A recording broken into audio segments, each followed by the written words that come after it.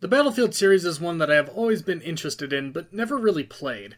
Out of the surprisingly large number of games in the series, I've really only played a couple of them despite having most of them in my library. Battlefield Vietnam, Battlefield 2, Battlefield 2 Modern Combat, Battlefield 2142, and Battlefield Hardline are pretty much the only ones I've played. It's nothing against the Battlefield series, it's just a series that I never grew up with, and when I finally got around to playing these games, I just kind of went with the older ones. And that includes this game, Battlefield Vietnam. Released 21 years ago, this seems to be a somewhat obscure title in the Battlefield fandom, much like Vietnam War games in general.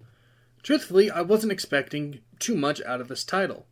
I was really only interested in it because Vietnam War games interest me due to their somewhat niche releases. But to my surprise, I found a very decent Star Wars Battlefront-esque game with more depth to it than what I saw on the surface. So just a quick disclaimer, I'm only talking about the 2004 version of Battlefield Vietnam, not the 2005 Redux edition with the World War II DLC. The biggest reason is I just don't have that version, and didn't bother downloading patches or mods for the 2004 version. I just wanted to talk about vanilla, pure Battlefield Vietnam. I don't have anything against mods, I just don't like when people show off modded gameplay footage and try to say this is what the game is like. So yeah, this is just basic, default, original Battlefield Vietnam. I hope you enjoy. Battlefield Vietnam is a game that was made with some genuine love and care by people who were and are interested in history. I've no doubt the developers all had fathers who were in Vietnam and grew up with their parents' war stories. Despite lacking a single-player campaign, every map you can play on is based on an actual battle fought in this war, with a long paragraph of information about the battle itself. This is honestly kinda cool, and something I wished more games did. Now before we go any further, I do want to comment on this menu. I don't like it. While the menu music is fine, the menu itself is kinda ugly and gross.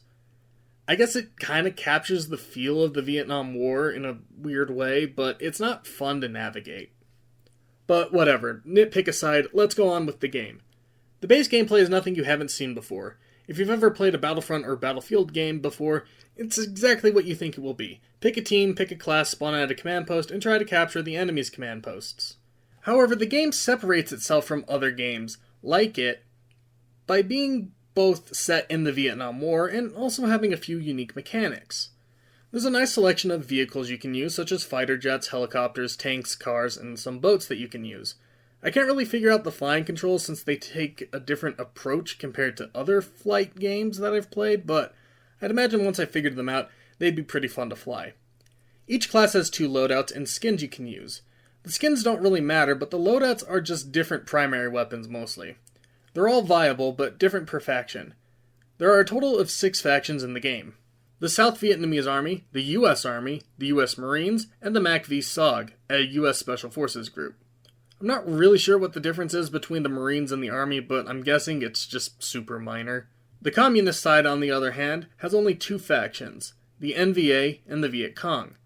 Again, there's very few differences between the two from what I saw, but I could just be stupid and maybe just missed it. Gunplay is interesting. It takes a more Counter-Strike approach to what I'm used to in Battlefield 2. That means you're pretty accurate even when not aiming, and aiming just means your neck breaks or something to extend forward. Unique to this game, or maybe I'm just bad at the other Battlefields I've played, but every gun can instantly kill you with a headshot regardless of class. There are 4 classes in the game: Soldier, Engineer, Support, and Sniper. Soldier, Engineer, and Sniper act the same as they do in other games, but Support is interesting because unlike other Battlefields, you replenish ammo and health at stations. There are medical cabinets and some command posts as well as ammo crates. Simply standing next to them replenishes you. So what does Support do in this game? Well, Support has the anti-tank weapon, so I guess he's not really so much support and more anti-tank, but I don't know. I only know him as Support. I don't know why I called him Support. I'm sorry. Additionally, engineers can fix vehicles, and snipers can call in artillery, which is actually kind of cool. And the soldier class is just the best overall. Every class is viable, and while I don't normally play engineer, there is a valid reason to swap between all the classes on the fly depending on the situation. The tanks and cars are decent enough to use in a pinch and can make for some fun vehicular combat, and the boats are strangely fun to use. I don't use them often, but they're a nice change of pace. Something that I find really cool is that you can use enemy classes if you just walk up to their body and hit the interact key. You can also do this with allies, but I think it's more interesting to do it on enemies. It doesn't make you look like the enemy combatants, at least I don't think it does, but you get access to their weapons and whatever that class's ability is. So for example, if you killed an engineer on the enemy team and you went up to their body and hit the use key, you get access to all of the weapons of that faction's engineer. That's pretty cool. I don't know, I just kind of like that. Like I said, different classes have access to different weapons, all depending on the faction you're playing. The US soldiers, for example, have access to an M16, or this super overpowered shotgun. Like, this thing should be a war crime. It is so unbelievably good in this game. This might be one of the best shotguns in any game ever. It is so fucking good in this game. The MACV SOG also have access to M16s with grenade launchers, which is really cool. I think the South Vietnamese army have a mix between, the Soviet-era type weapons and some US weapons sprinkled in there. The different weapons for factions is interesting because it does create a sort of counterbalance, I guess is the word I'm looking for. The NVA, for example, have 2 fully automatic weapons for their soldier class, but the US Marines have a 1 fully automatic weapon and a super overpowered shotgun. So despite being the same class, they feel different, which is really cool for a game like this. I think this is the only Battlefield that does this, where the soldier class, despite being the same class per faction, has different weapons that each faction use that actually are different weapons. It's hard to explain, but it makes classes feel more unique than just a reskin with a slightly different weapon that other Battlefield games had. Remember, disclaimer, I've only played like 4 other Battlefield games, so I could just be really dumb and just saying things that I don't understand. While I like the class system, and I think it's done pretty well in this game, that doesn't mean that this game is perfect. Far from it, in fact. For one, the AI is really, really dumb. Using squad commands is useless because they don't listen to you, and on the easy and normal difficulties, the AI is so brain dead, and the only threat they pose is how many there are, or if they're in a tank. The AI does 2 things. They move, and they shoot. And sometimes, they move and shoot. They move to a command post, they capture them, they move to the next command post, maybe they shoot something that's in their way. That's pretty much the basis of their pattern. Oh, and also, they might get into a vehicle if it's empty. Many of my deaths on these 2 difficulties were either me just being stupid and running into a large horde of enemies, an enemy catching me off guard while I had low health, or me trying to tank, wow. I can't believe I said that, god damn it. Me trying to take on a tank head on. Sure, don't get me wrong, the dumb AI does make going on killing sprees really fun, especially with the one-shot headshot rule. But at the same time, it really does take away the challenge that a game like this should pose. The AI is just stupid, there's no other way to put it. The AI is brain dead. On the opposite end, however, the hard and secret impossible AI difficulties are genuinely unfair to fight. They will see you from a huge draw distance and hit you with pinpoint accuracy. This AI is not fun to fight because they're super unfair. It would be one thing if this AI was just smarter, but it's not. They just have better accuracy. Playing on these difficulties was the opposite of playing on the easier ones because instead of the game being almost unfairly in favor for your team, the game was unfairly in favor for the enemy team. There really isn't a balance here. Do you want to be shot from a distance you couldn't see, or do you want to steamroll the AI? Those are pretty much the 2 options you have. Normal I found to be the closest to balance, but again, the AI is just dumb, so even playing on normal, it's still easy. And this also leads to another issue with the game. The AI being brain dead makes the actual battles feel less like a battle and more a one-man army. I don't really feel like I'm fighting in Vietnam. I feel like I'm some sort of commando who got separated from my squad and is trying to escape from enemy lines. This isn't a bad thing because there are tons of AI battles, especially with 64 bots on the field that you can jump into, but it just feels lacking. A lot of it has to do with the AI not really listening to your squad commands, but also because there's no combat chatter. Now, this could be because my copy of the game is not, official, but the lack of combat chatter really does take away from the feeling of a battle. Like I said, it feels more like I'm some commando who got separated from my squad and am stuck behind enemy lines, and there's a battle going on around me. I can see the battle, but jumping right into the thick of it with the other AI squad mates that I have, I don't know, it just isn't as immersive in this game as it is in, say, Battlefield 2 or Battlefield 2142. I also want to just briefly complain about the maps a little.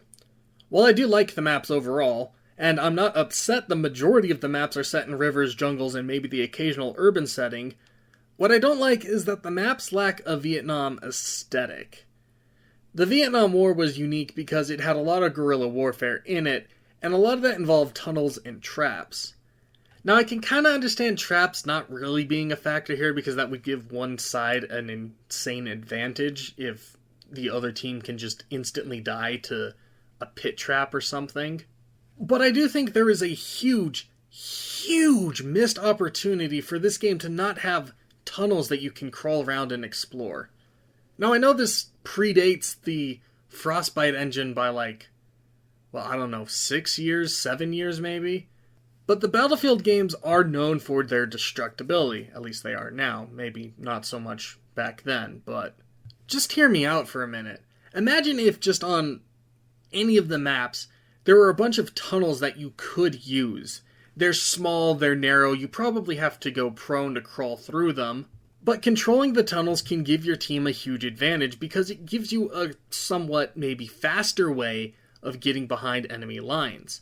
However, you'd also have to defend the tunnel because the enemy could collapse the tunnel and kill everyone inside the tunnel still. I get this is 2004, but I don't know, that would have been really cool to see.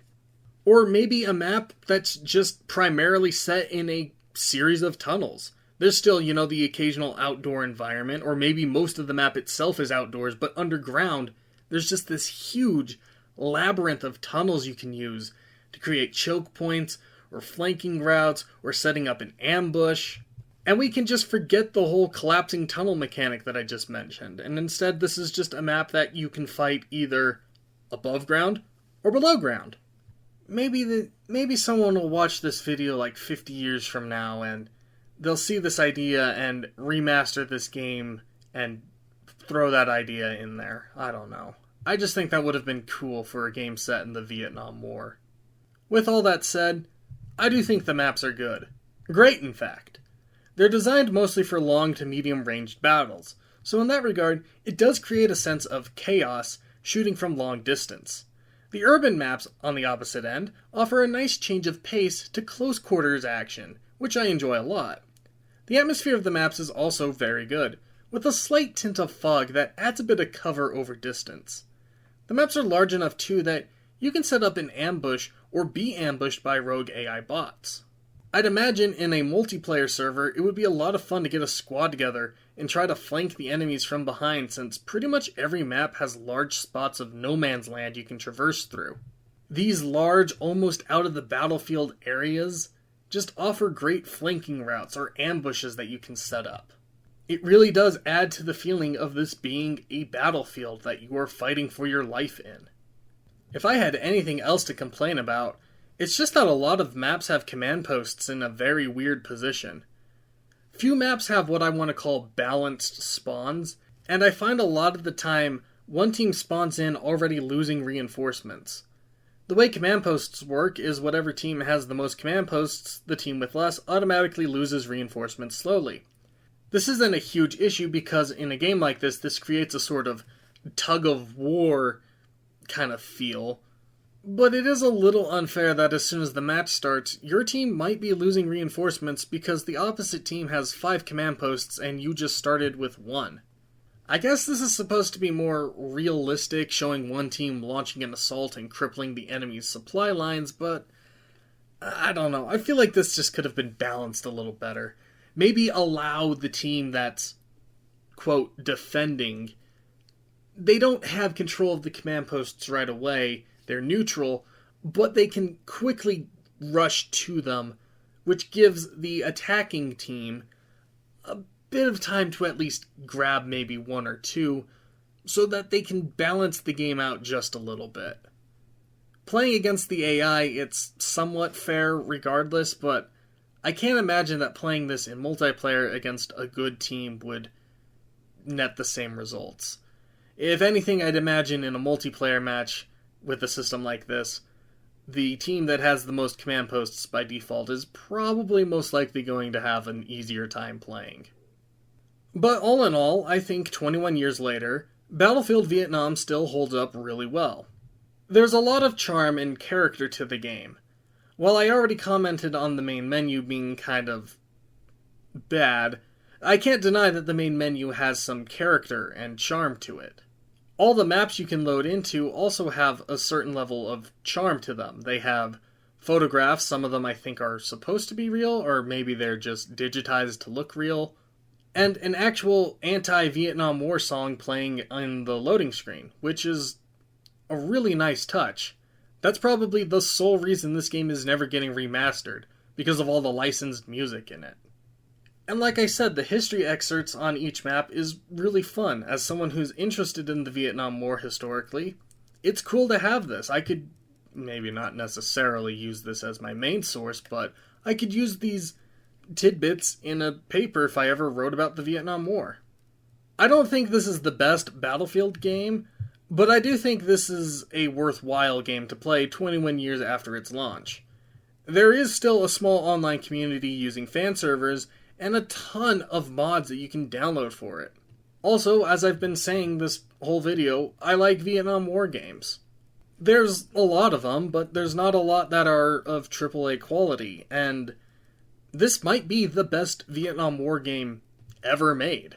The base content of the game is good enough to keep me entertained as well, and I can see myself playing this a lot in the future, just casually against the AI when I need to kill some time, and one day I do hope to have a bot LAN party with some friends. I think that would be really fun. If you can find a copy of this game, I would recommend giving it a shot, especially if you're a fan of Battlefield or Battlefront type games, or if you're just interested in Vietnam War games and this one came across your radar. 21 years later, this game still holds up really well. It's easy to install. As far as I'm aware, you don't need any sort of fan patches to get it working on modern Windows. It's fun, it's simple to get into. Flying is a little difficult, but the base gameplay is simple and easy enough to get into. There's a ton of single-player maps to play against the AI on, and if you want a challenge, you can try it on the hard difficulty, which I don't know if it's necessarily a fair challenge, but it's a challenge. And there's just this nice sense of love and care that's been put into this game that really makes me think that this game wasn't made just to be a Vietnam War game. This game was made as a way to sort of honor the people who went to Vietnam in a somewhat entertaining way. Compared to the other Battlefield games I've played, I'd probably give this a 6 out of 10. Compared to other games in general, probably a 6 out of 10 as well. But if we're comparing this to other Vietnam War games, this is a 9 out of 10, easily. This is easily the best Vietnam War game we've ever got.